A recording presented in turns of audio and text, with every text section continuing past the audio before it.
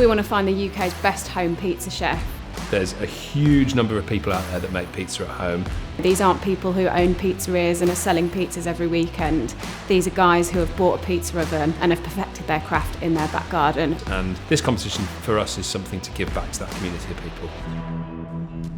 I'm Scott, I'm an engineer from Derby. I'm Jackie Minaudo, a project manager in the nuclear industry, and I come from Lockerbie. Hey, I'm Jim from near Guildford in Surrey, and when I'm not cooking pizzas, I work in marketing. My name's Dominic Gorham. I live in Scotland, in Fife, with an Irish sort of background, and I'm an occupational therapist. I'm Fabio Pero. I'm Italian, but I live in Derbyshire. I work as a civil engineer. Hi, my name's Grant, and I'm from Cornwall, and I run a video production company. I think it's evolved hugely. So this is our third year doing it. In the first 2 years it was run in our garden, and we've outgrown that now, fortunately. We needed a bit more space, so we've booked this amazing setting in the Cotswolds. For the first time we've asked our competitors to bring their partners, so that's just really built on the vibe of the weekend for us. All of the contestants arrive on Saturday and make their dough on site, and then the Saturday is really just getting to know each other and socialise with people who share the same hobby. And then Sunday, the guys will have to make 2 pizzas for the judges, an authentic Neapolitan Margherita, and then they have to come up with a Showstopper. We don't ever want this to feel like a really technical competition. We want this to feel like a great weekend that people can enjoy, and then for a few hours of that weekend we're going to have this competition. So I got into pizza making at the beginning of lockdown in 2020. So my father-in-law bought me a pizza oven for my birthday that year, very randomly. I'd never shown any interest in making pizza or anything like that, so it was a very random gift. But I quickly got into it, dived straight into the dough and the pizza making, and it quickly became like a healthy obsession, especially during lockdown. It gave me a bit of a release from what was going on in the world. Since then I've become a brand ambassador for Uni. I've also gone on to compete at the Pizza Expo in Las Vegas, and I also won this competition last year, so I'm back here to hopefully win again. My pizza journey started a couple of years ago when, after my other main hobby, which is cars, I sold my show car, and which replaced was partly with a pizza oven.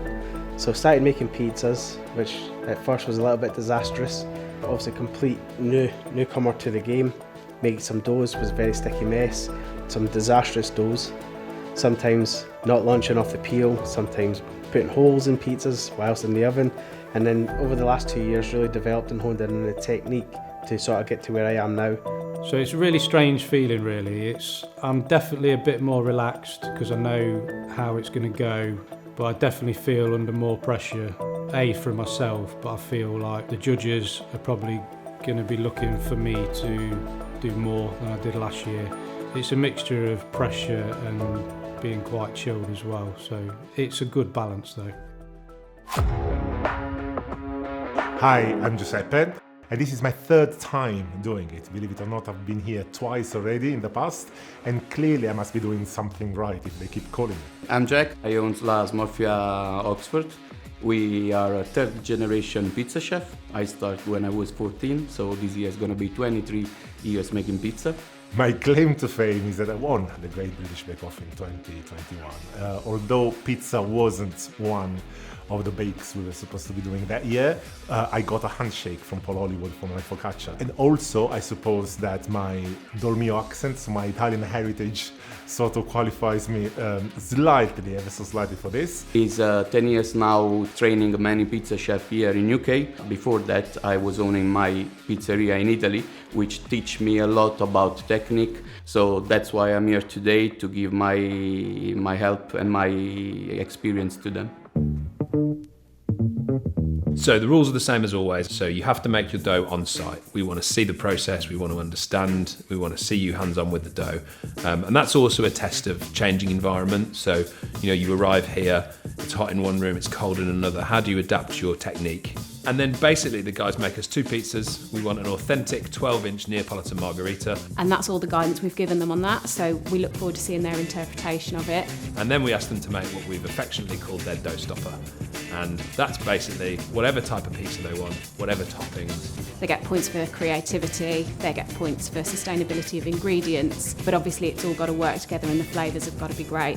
And the only hard and fast rule on the day is once you've picked up your dough ball to start stretching a pizza, you've got to use that dough ball.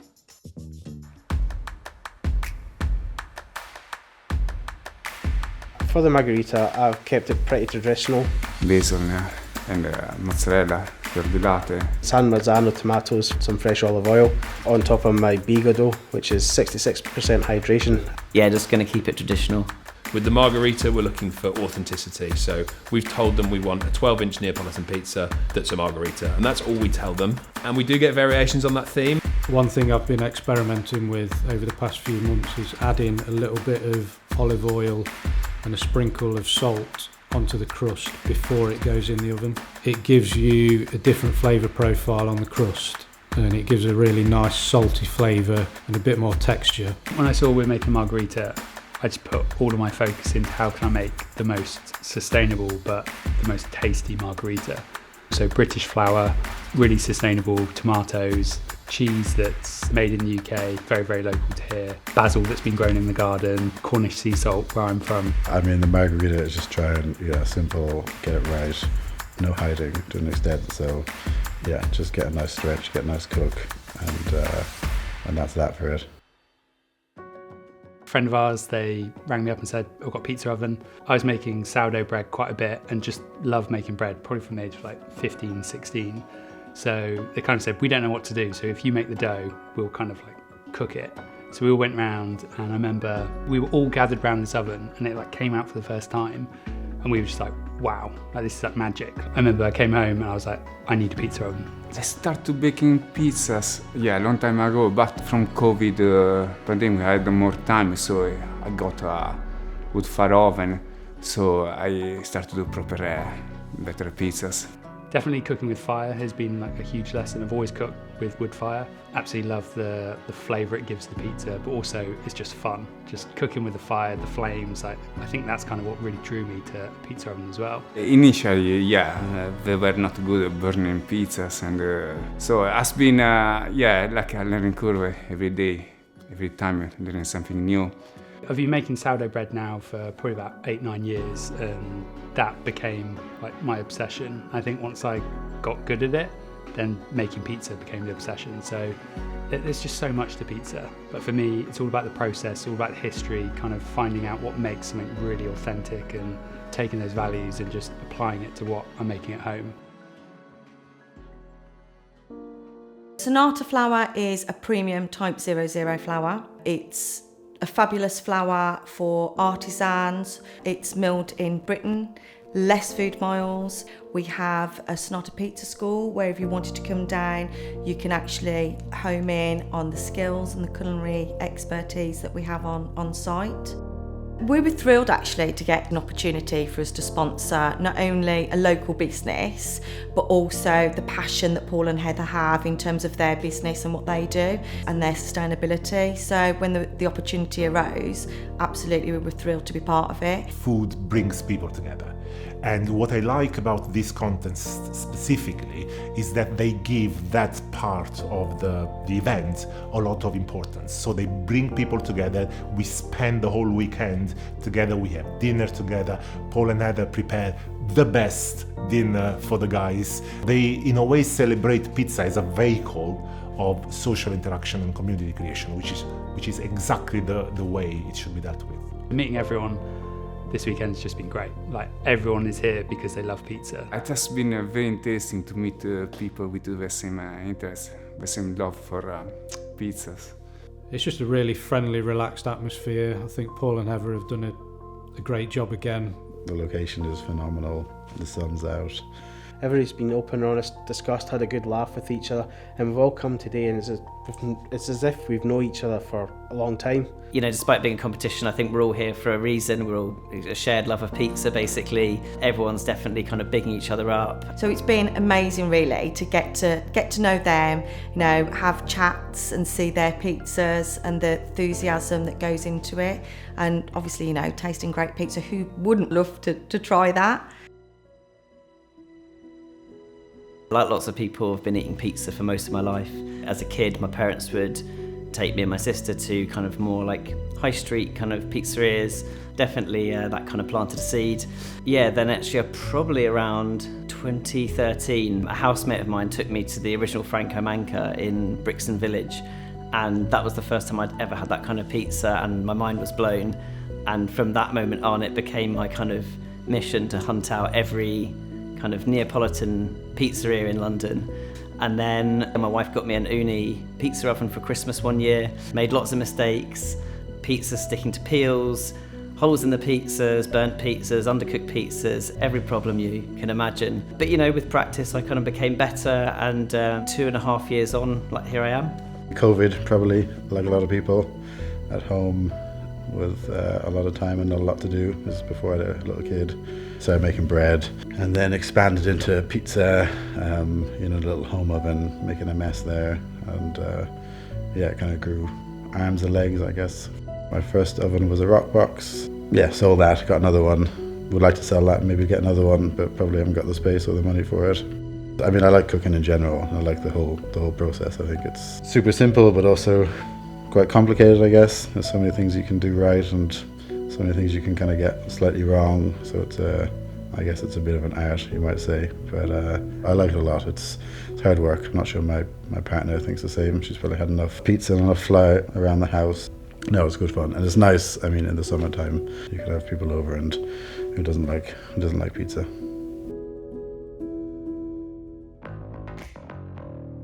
With the Showstopper, we're constantly surprised by, you know, the level of thought and creativity that goes into these things, and they're all much more impressive than anything I can ever come up with on a pizza. So, you know, for me, I want to come out of here thinking, oh, I'm going to go home and make those. And, you know, every year so far, I've gone home and made all the Showstoppers. One thing that I know went down well last year was having a flavour theme to the pizza. So I'm actually using Nduja as a flavour profile. So I'm going with a standard tomato base, but I'm spiking that with some fried Nduja. And then I've got some locally produced mozzarella along with gorgonzola. But again, I've found a local farm that produce their own version of gorgonzola. And then Nduja on its own, some garlic and rosemary roasted potatoes. And then when it comes out, I'll be adding a Nduja flavoured ricotta, roasting some pumpkin seeds with paprika. And then I'm going a bit scientific and fancy. I've gone down the route of spherification, so I'm spherifying some honey. So almost making like a honey caviar to add as a post-bake topping. My pizza will be with bresaola, rocket, pecorino sardo, olive oil, and some small cherry tomatoes. What I want to gauge is their passion, how much they love it. What I would like to see, it's a little bit of fantasy, because rules are so important in a pizza world, but at the same time what makes the difference is the fantasy of the chefs. My heritage is my father's Sicilian and my mother's Scottish. Obviously pizza's famously Italian, however I wanted to do something that merged the two, Scottish and Italian. So I am going with a haggis pizza, also with some Nduja, which is flavoured with malt whiskey. And I'm making my very own hot honey using from a friend of ours, Natalie. She has provided us honey from her apiary, where we're going to make the hot honey on site for tomorrow. So my Showstopper is a chicken rustica pizza. So it's chicken that's been wood-fired in harissa, covered in lemon, and I've got rocchito chilies, I've got sun-dried tomatoes, and then to finish I'm going to make this sourdough crumb. Again, sourdough is really important to me, so I wanted to kind of like get some of the bread that I made at home and cook with it. So I'm going to cook that off in loads of olive oil, some red onion, pistachio, and just finish it with a bit of chili oil and lemon. But the reason I'm doing the red onion and pistachio is because of one of my pizza heroes, Chris Bianco. His famous pizza is red onion and pistachio. So kind of taking those, all the elements that I love, the flavours of harissa that I cook at home, kind of bringing it all together into one pizza. So for me, the first thing I'm going to look for is the crust and check that there's plenty of air but a nice crunch when I push it down. We're then going to cut the slice and we're going to check that the dough's got some integrity and it doesn't flop down and all the toppings don't fall off. And then it's really the taste, do all the flavours go together. One of the things that I've seen very often in the past, even in good Italian pizzerias, is that people go crazy on the toppings and they overload them, and that to me it's a detriment rather than a benefit to the pizza. I'm doing Caribbean flavours. I'm not sure why exactly. Living in Scotland, probably should have tweaked on something like that, but yeah, I like a little bit of spice, a little bit of sweetness. So I'm doing kind of a jerk chicken marinade, and the base tomato sauce will be sort of infused with a little bit of that same marinade. A little bit of a kick, a Scotch bonnet and ginger and all that other stuff. And then post bake is probably when a lot of the extras get added to it. So I'll be adding a little kind of a pineapple salsa. Chutney, like pureed, so a few dollops of that for sweetness to take away from the kind of the heat element, and sweet corn going on there, which will be kind of again cooked off in paprika and a bit of parsley. There's the whole pineapple debate on pizza, but I think it's nice, and it's not going to be drowned in it. It'll be subtle enough, so maybe there'll be some Italian folks out there who are unhappy about that. So for the dough stopper, I'm doing a Korean inspired pizza. So quite a classic tomato and mozzarella base. Then onto that I'm putting a gochujang fried aubergine slices, and then post bake I'm doing home pickled radish, a kimchi mayo, which I'm also sort of home making, and then spring onions and sesame seeds.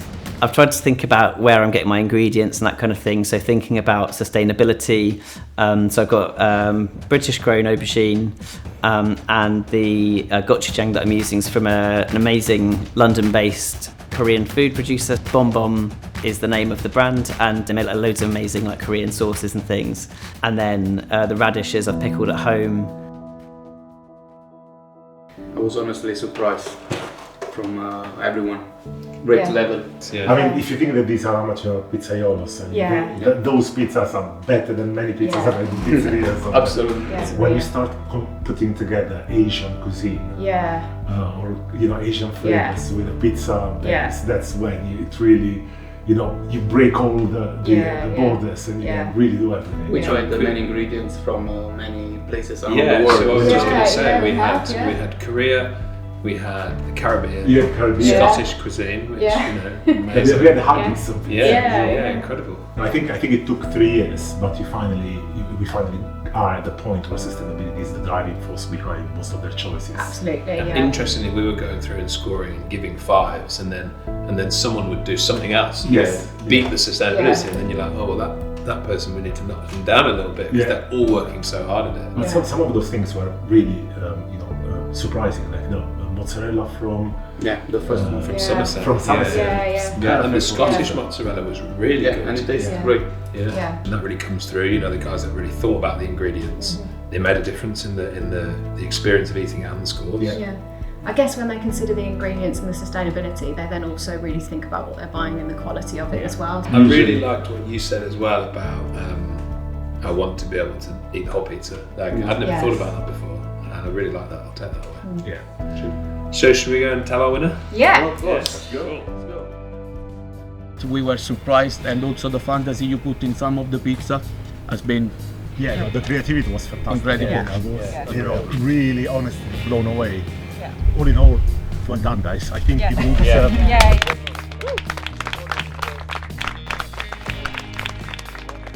So we got on the second place Jim.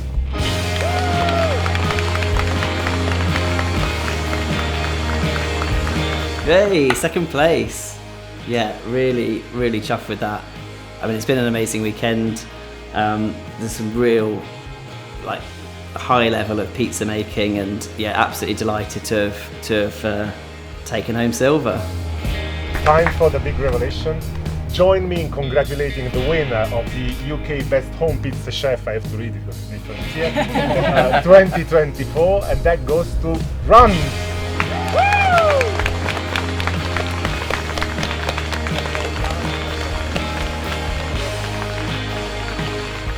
I'm just like over the moon, like really like taken back, quite shocked, and yeah, just yeah, it's just been a great weekend, and everyone's like smashed it. Like seeing all the pizzas, I think we were sat out there when they're announcing the winners, and no one knew, you know, who was going to be second or first, and I'm just really grateful. Yeah. What a weekend from start to finish. Good vibes all round. Another amazing group of people. Everyone's just got on super well. You kind of feel like everyone wants everyone else to do really well. It's just been like a little pizza road trip almost. You know, we're here, we can just talk about pizza as much as we want. Yet again, blown away by the quality of amateur pizza makers out there. The things they were pulling out of the pizza ovens were incredible. The thought that had gone into some of the dough stoppers.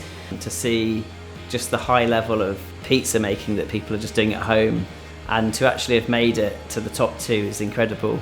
You know, we had Jack from Osmorphia saying that he just could not get his head around how good the pizzas were, and way above his expectation. I'm only cooking pizza at home for mainly just the kids and close family, and for, you know, the judges who are so skilled at what they do, to get their feedback but just to be recognised by them is just crazy, really. Obviously Scott's coming back this year and he absolutely smashed it. I think there is a lot of pressure being the returning champ, so yeah, I'll reassess everything and go again. We're going to be back next year, and it's going to be bigger and better than ever. The thing that we need to change, we need to get more diversity in our finalists. We really, really want to see those entries for women. Everybody wants that, you know, that can't be representative of pizza chefs at home. We know that there are women out there who can make amazing pizza, so please girls, like, back yourself. Let's have some female finalists next year. We're going to go away and work really hard for the event for next year, and we want to see more entrants than ever, the quality pushed, the sustainability pushed, and you know, we're going to do our part and bring an awesome event next year. And just a huge congratulations to Grant, because his dough stopper was absolutely incredible. It was really creative, had every element, it was awesome. So well done, Grant. Yeah, agree. Should we go get a drink? Let's go get a drink.